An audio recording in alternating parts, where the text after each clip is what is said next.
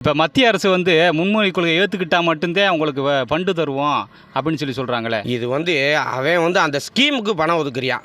வீட்டில் குழாயை போட்டுக்கிட்டேன்னா அந்த குழாய்க்கு பணம் தருவேன்ப்பா. வீட்டுக்கு கழிப்பறை திட்டம் கொண்டு வந்தாங்க, தூய்மை இந்தியா.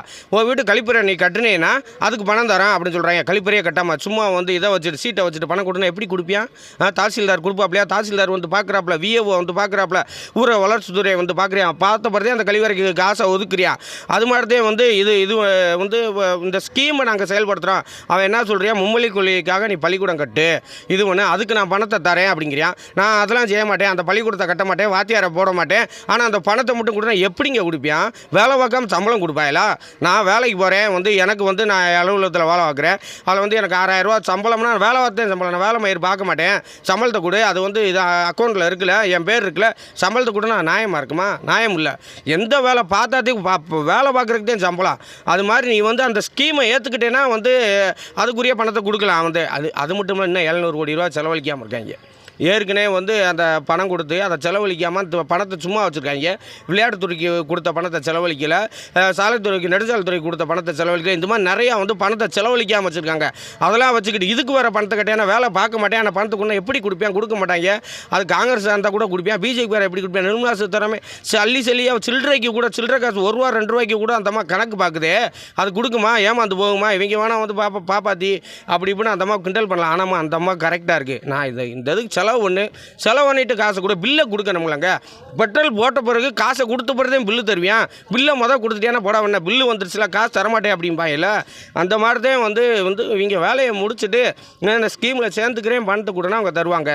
நீ வெள்ள நிவாரண நிதி கொடுக்கல அதுக்கு சொல்லி அதுக்கு கேளு, அதுக்கு சண்டை ஓடு. வேறு நிதி கொடுக்கலன்னு சண்டை ஓடு. அதை விட்டு போட்டு பேரிடர் நிதி கொடுக்கலன்னு சண்டை ஓடு. அதை விட்டு போட்டு நான் அந்த ஸ்கீம்லேயே சேர மாட்டேன், அந்த 2000 கோடி ரூபாய் கொடுத்து நியாயம் இல்லைங்க. தமிழக அரசு கேட்குற நியாயம் இல்லை. தமிழக அரசு மத்திய அரசு ரூபா கொடுக்கல, அதனால தான் நிறைய ஆசிரியர்களுக்கு சம்பளமே கொடுக்காம இருக்கும் அப்படின்னு சொல்கிறாங்களே. 40,000 கோடி ஓவா டாஸ்மாகில் வருதுல்ல. டாஸ்மாக் நீ கொள்முதல் பண்ணுறது 30 ரூபா 40 ரூபாய்க்கு பண்ணுற, 170 ரூபா விற்கிற.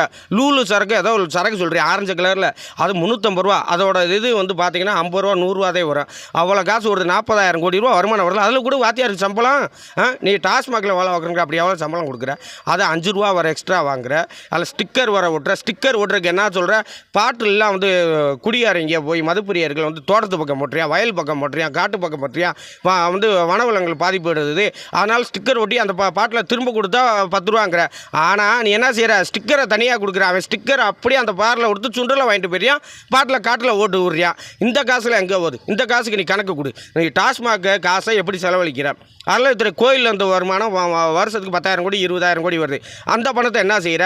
டாஸ்மாகில் இந்த வர பணத்தை வச்சு டீச்சர் கொடு. யார் வேணான்னா நீ ஸ்கூலில் வசூல் கூட பண்ணிக்க.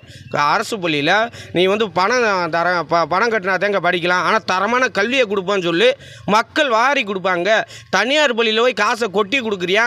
திருநெல்வேலியில் அவ்வளோ பேர் வரிசையில் நிற்கிறியா ஒரு மெட்ரிகுலேஷன் ஸ்கூலில் சேர்க்கறதுக்காக. அப்படி இருக்கப்போ நீ காசை கூட வாங்கி கூட சம்பளத்தை கொடு.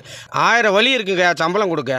நீ டாஸ்மாக் வருமானத்தை வச்சு எல்லாத்துக்கும் அரசு துறையில் எல்லாருக்கும் 1 கோடி பேர் இருக்கானா அரசு அதிகாரிகள், அத்தனை பேருக்கு சம்பளம் தரலாம், ஓய்வூதியம் தரலாம். டாஸ்மாகில் அவ்வளோ வருமானம் வருது. அதை விட்டு போய் 2000 கோடிக்கு அங்கே தொங்கிக்கிட்டு இருக்கீங்க. 2000 கோடி தான் நம்ம அசால்ட்டுங்க. நீ கார் பந்தயத்துக்கு எவ்வளோ செலவழிச்சா? 50 கோடி அசால்ட்டை செலவழிச்சு விட்ட. ஒரு திட்டத்துக்கு எவ்வளோ செலவழிக்கிற? சும்மா போகிற வரதுக்குலாம் அவ்வளோ செலவு செஞ்சுக்கிட்டே இதுக்கு செலவழிக்க மாட்டோம்னா டீச்சருக்கு கொடுக்கத்தே செய்யணும். அப்போதே டீச்சருக்கு முதல்ல சரியான சம்பளம் கொடுத்தாதே அவங்க நல்ல மாணவர்களை உருவாக்குவாங்க. அதுக்காக நீ சம்பளத்தை டாஸ்மாக்லேருந்து எடுத்து கொடுங்க.